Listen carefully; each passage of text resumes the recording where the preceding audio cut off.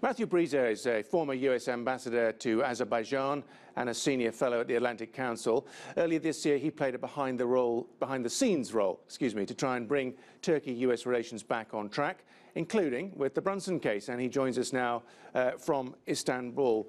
Thank you, Matthew. I wonder if you, from your position, you can give us some sort of insight into the kind of deal-making, the kind of contacts that may have been going on, we understand, for the last few months, and also, I think, at the very highest level to get this case fixed. Sure. Well, there were definitely two levels, I think, where the discussions were happening. One was at the ministry level, or the State Department senior officials with their colleagues in the Turkish Foreign Ministry. And those discussions began, let's say, in the springtime, and pretty much got to reach an agreement on several legal issues, including the case of Pastor Brunson, in midsummer. So that was at the sort of day-to-day level. But at the highest level, President Trump, of course, got involved.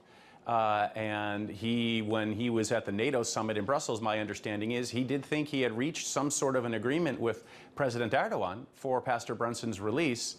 I think on the Turkish side, there was a different understanding of what was agreed. So you had the day-to-day professional diplomacy that got sort of off track because of, I think, President Trump's misunderstanding of what President Erdogan intended.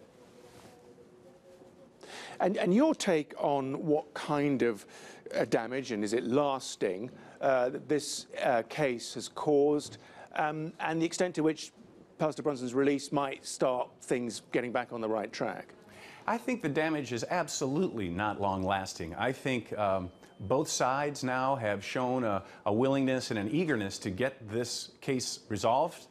I would anticipate Washington sees what happened today in the court as a very strong goodwill gesture by the entire Turkish political legal system.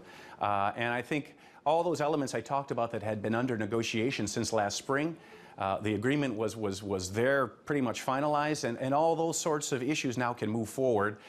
And one of the most important ones, of course, is U.S.-Turkish military cooperation in Manbij to get to a point where the YPG will no longer be present in Manbij.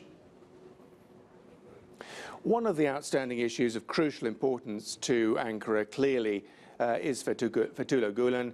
We did hear, didn't we, during some of the jockeying over the Brunson case, that perhaps there could be exchange. Clearly, Ankara didn't get what it wanted on that front. I mean, how poisonous is Gulen's continued presence in the United States to the wider diplomatic relationship?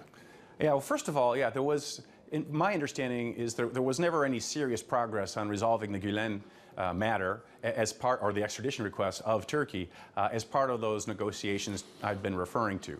The Gulen case is toxic in the U.S.-Turkish relationship, but now at a lower level. It's toxic because I personally don't know a single Turkish person who isn't outraged by the fact that Gulen is resident in the United States, in Pennsylvania. He's a man a NATO member government accuses of engineering a coup attempt, and that makes it very difficult for people in Turkey to believe that the U.S. government had nothing to do with the coup attempt in July of 2016. So it's a serious weak point in U.S.-Turkey relations.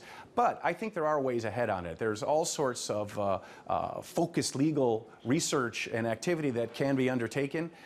To this point, the Turkish government had resisted doing that, I think. They had provided a large number of documents, something like 75 boxes worth, to U.S. prosecutors and said, okay, prosecute them, extradite them.